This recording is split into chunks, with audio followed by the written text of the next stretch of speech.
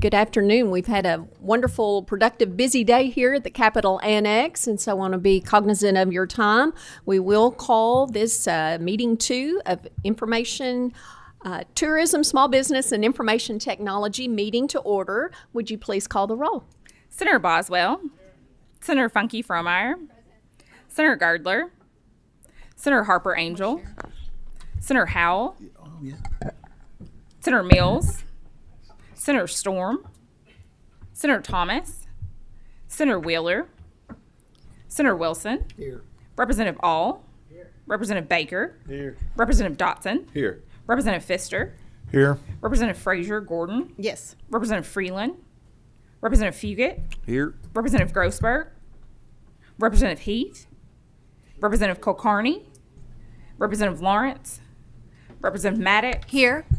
Representative Massaroni, Here. Representative McPherson, Here.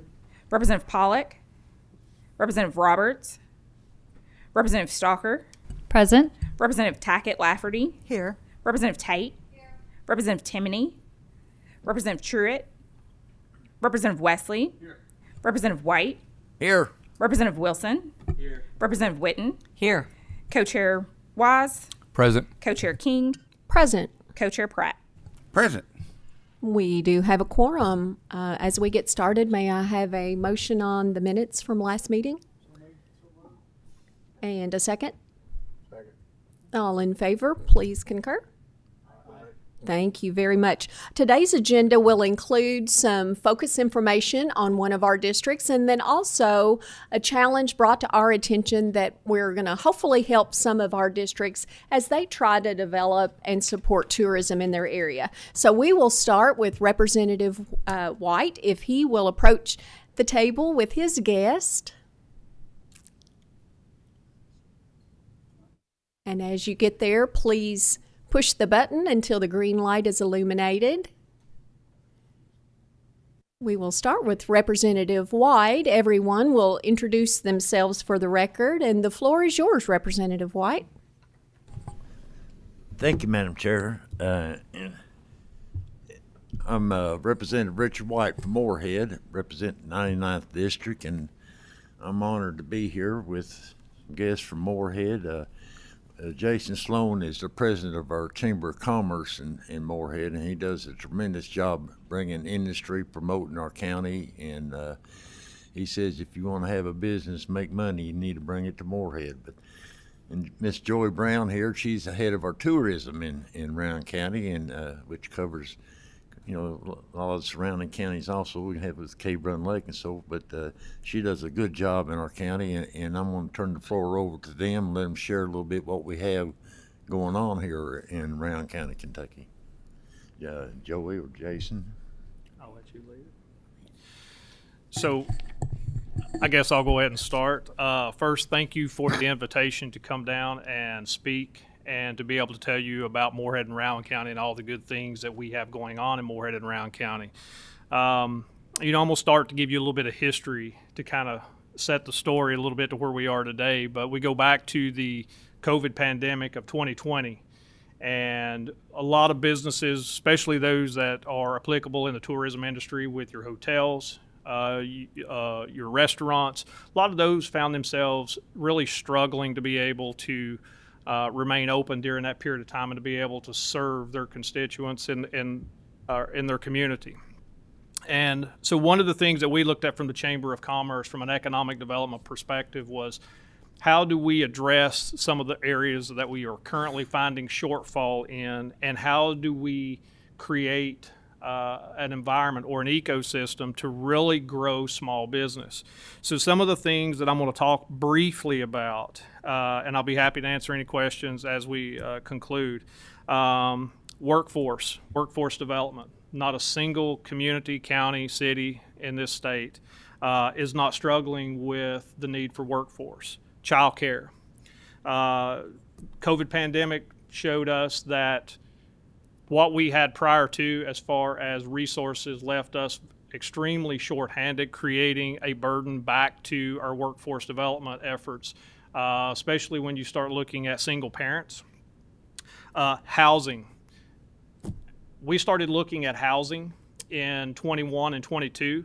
We actually contracted the same consultant, Bowen National Research, to be able to conduct a study for Rowan County, to be able to look at what exactly we needed and what we were short. And what we found was really staggering.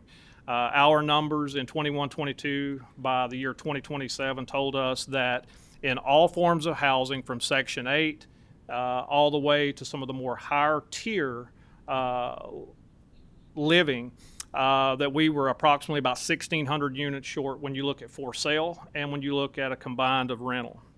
Some other things that we also looked into was how do we increase those livability options. The Rowan County Physical Court, who was the primary lead, did an incredible effort to try to bring fiber into Rowan County and successfully worked with Windstream Communications to be able to extend fiber to the door of 50% of the households in Rowan County. We put a very aggressive planning process together to be able to really focus on retail, hospitality, and lodging. And the reason why we did that is because Morehead and Rowan County is considered a hub community to all of our surrounding counties and cities, both from a workforce development perspective, as well as from a healthcare perspective, as well as from an education perspective. So we wanted to be able to really focus on that and help to pull outside money or disposable income into Morehead and Rowan County to be able to establish small business. Industrial development. We have a world-class regional industrial park in Morehead and Rowan County that serves 3 counties, Morgan, Menifee, and Rowan. And one of the things that we wanted to make sure that we were able to do is increase those livability options to attract both workforce, to provide worker housing, and to increase those prospects looking to locate and invest in the Commonwealth, but specifically in Morehead and Rowan County. The KPDI program, it's been a great program for our community.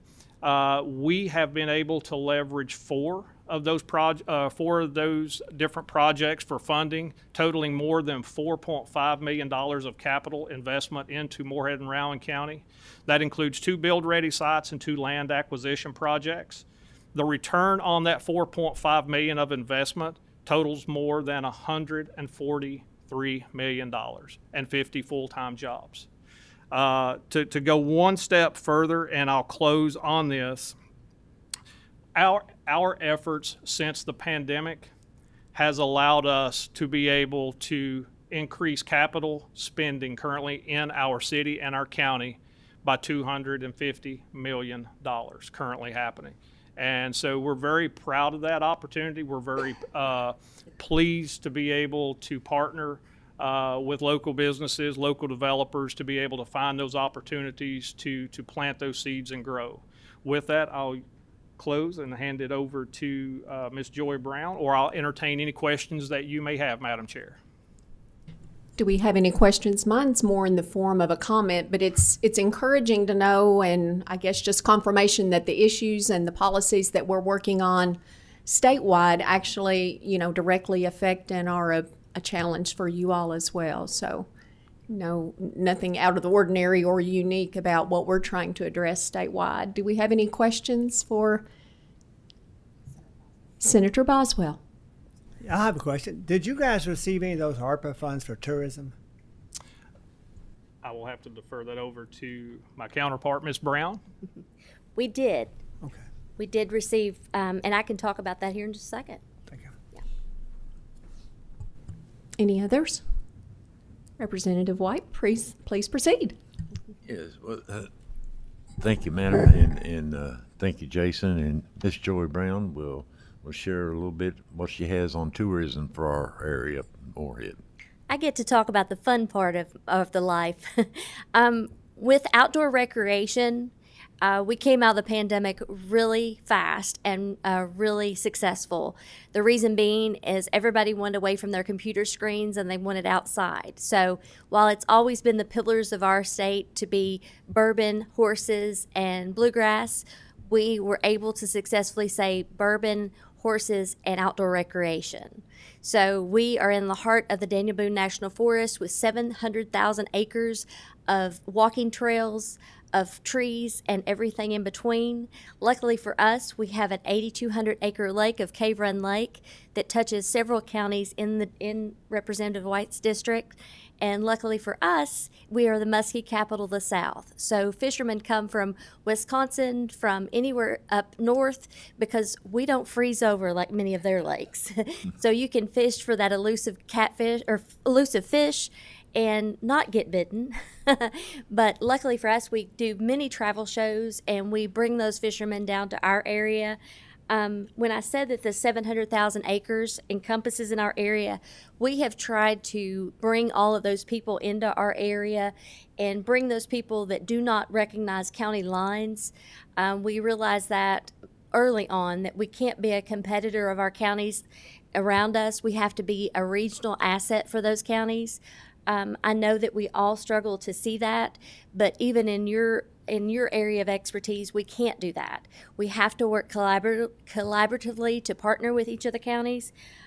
Luckily, we also have an art scene. The Kentucky Folk Art Center is right in the heart of our community. We have a historic downtown Morehead that we now have a signage on our interstate, being able to broadcast that. We have some amazing festivals. The Cave Run Storytelling Festival, if you haven't been there, you need to see that because that brings in notable historical storytellers from many areas. Rudy Fest. We bring people from all the way from Hawaii and even into British Columbia that comes to actually see this. We had somebody from Australia come last year. Morehead State Campus brings people in, and we have worked really hard to not be a backpack and leave on the weekend suitcase community. So I applaud everybody that is successful at that. We have worked diligently for, on my time, 18 years to try to accomplish that, and we have done really well at being able to not be that suitcase college. Additionally, we created a bike and pedestrian improvement project, and we are getting ready to break ground on that. That is not only a community project, that's also a Trail Town project, and the Trail Town project came directly from the state level. We were the third certified Trail Town, and we have successfully created a project. We also have a bike ped plan that's at the Kentucky Transportation Cabinet, so hopefully they notify us anytime a big project's coming through and accept those bike pedestrian plans. We are trying to increase both accommodations locally. We work very well with the Chamber, the Economic Development Cabinet. Also, we're trying to increase dining options. We've added several new dining options in town. And in regards to the ARPA money, every time that option came available, we applied for it. We have added several new things to our visitor center. We've added new kiosks, so when people come into town, they see our new website, which our new website was part of that. It's very interactive. People can print off itineraries of things to do. It's almost like you're standing in front of a person, and we don't have a large staff, so that adds to the enjoyment of that. We also were able to advertise in places that we never dreamed. Hemisphere Magazine is one of those places, and that is in United Airlines. So we realized where the routes were taking them, and Huntington Airport, which is just up the road from us, lands right there, and we tried to capture that audience. So those kind of things, ARPA money gave us something that we never dreamed that we could get. So those expenses were well thought out. We strategically planned those, and we would not be where we are today without ARPA money. And the money that the reporting that we're doing, some people would say, wow, the reporting is extensive. I love reporting for it because I love how I spent the money, what it brought to our community, the people that brought to my community. We have increased our economic impact by $2 million because of that ARPA money. And so we're up to $58 million in economic impact. So I'm a firm believer in ARPA funding. I will say at the state level, something that's very near and dear to my heart is the 1% funding that in transient room tax. It's very important that you look at every year during budget time. The 1% that's saved back that's used for marketing with the Kentucky Department of Tourism is vital to our economic funding. I want you to think when budget starts happening and how important it is to my industry, because without that funding from Kentucky Department of Tourism, we can't market the state to the levels that we can. You see every day on the news, on internet, and every place of Ohio advertising in Kentucky. We're going that much stronger in Ohio, and that 1% is what's making that happen. So just think about that and think about that impact. So it makes a difference, and that's how we live, is marketing, and there is a need for tourism everywhere. So I appreciate your time, and I'll answer any questions.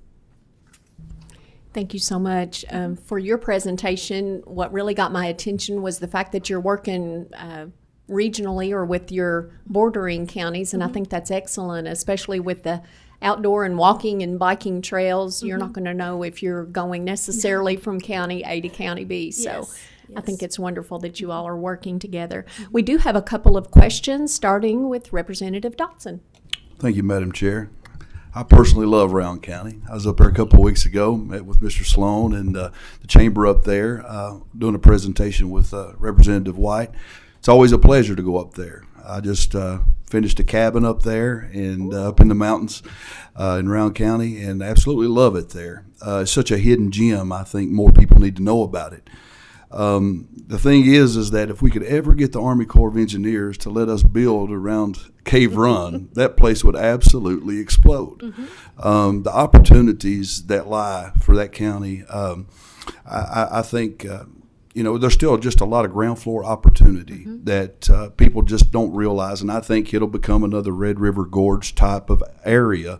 But I think it's just getting the word out there, getting the message across, and so I just want you to know whatever we can do to help, I'm on board with that. Absolutely. Thank you. One thing I can say is we have an agreement with them now that we can bring in an additional partner, not a public-private partner, but we can bring in an additional partner if they want to put some kind of water feature on the lake. They're allowed to do that now. That was a monumental thing that they would never allow. So we're looking at opportunities to put maybe even a zip line across the lake. So even that step forward is a huge step. But any kind of construction on the lake, if I see that need arise or that opportunity, I will definitely come back to this group to say, I need some help. But a lot of people are saying, let's build something. And I've talked to the Corps, and they just look at me, and I'm like, I'd love to have a cabin on the lake. It's beautiful. So thank you for saying that. Thank you, Representative. And that's actually the very reason we have this group before us today. I realized you all are a hidden gem, and I felt like the members of this to know more about your beautiful area. Representative Tackett Lafferty. Mine is just a comment. As I spoke with Representative White, I was in your town not too long ago, dropping off one of my kids at a camp at Morehead, and I was so impressed. And when I arrived at the Rock, which when I arrived, I realized that was the Rocky Adkins dining complex, to drop off my child. My GPS took me around your town, and it has really, I was very impressed. It's a lovely place. I hadn't been in Morehead in a very long time, but I just wanted to make that brag because I drove around, and it encouraged me to actually drive around and take a look at other places in town, because I saw things that I saw the street blocked off for some of your businesses downtown, and it was just very lovely, and I would encourage anyone in here to visit. Thank you. So, Thank you very much. Just one comment. If driving around Morehead and Rowan County right now, you see all the opportunities. And those opportunities have all come about in the last 18 to 24 months. But it was a lot of planning in each of those areas that I highlighted at the very beginning to kind of set that tone, to address that livability piece in order to really grow small business economic development. And when you get those pieces right in both workforce, housing, and you start addressing the child care components of that, you attract more people. You see those things. Morehead State University is my alma mater, and I'm a very proud alum. They're getting ready to go under a major transition this summer with a lot of capital construction, and it's really going to open up an incredible amount of more opportunities directly to Eastern Kentucky and to the youth of Eastern Kentucky for higher education. And those things are certainly the funding is from you guys, the legislature. So from my standpoint as the economic developer in the chamber, thank you for providing that opportunity for not only our community but for our university that's right there in our back door. Representative White, do you have any closing comments, or are there any other questions? Representative Wilson has a question. My apologies. Thank you. As you mentioned, the Army Corps of Engineers kind of as a roadblock on the water, that brought up a question I had. Being in the Daniel Boone National Forest, and I'm from Whitley County, and bordering McCreary County is in the same situation, it made me curious, are any of these trails on federal land? Do you have to work with anyone in the federal government? And that may be common knowledge, but it's something that I don't know. And all I know is I see license plates from Ohio and Michigan go about 20, 30 miles past me to Tennessee and take all their tourism dollars down there. They ride their side by sides. And I know we have beautiful land in Whitley County for trails like these. So that was what led me to wonder about that when you mentioned the Army Corps. Well, our lake is owned by the Corps of Engineers and managed by the Forest Service. And all the trails that are, the majority of the trails, including the Sheltowee Trace that runs down our main street, are handled by and managed by the Forest Service and owned by the Forest Service. But luckily for us, we have volunteers that handle all the clearing and everything as part of a partnership with the Forest Service. So what has helped us is that the tourists see those volunteers on the trail, and the volunteers take such pride in it that they act like it's their own. So that's been the biggest advantage for all these county or communities along the trails, is seeing those volunteers out, and they don't realize that that it's owned by the Forest Service. And I know that sounds like kind of a crazy way to look at it, but I've realized that people don't look at it, the Forest Service owns it. There's no signs that say the Forest Service owns it. People, I just put a billboard up in Corbin. I mean, just come our way.